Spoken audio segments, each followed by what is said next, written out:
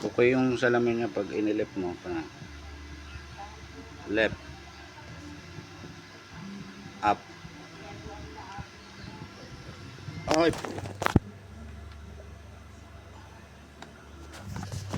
ang ina ka, nagdikit. Up. Okay dito eh. Down, right, left,